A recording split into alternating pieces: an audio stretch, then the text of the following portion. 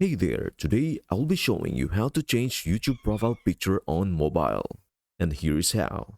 First, open the YouTube app and confirm that you are logged into the correct account.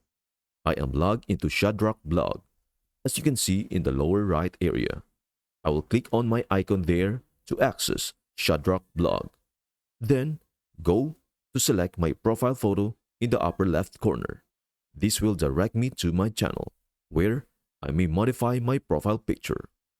You will see a small pencil-shaped symbol in the right corner that looks like an edit icon.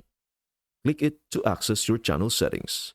From this location, you can select your photo album or snap a new one by clicking on your profile image.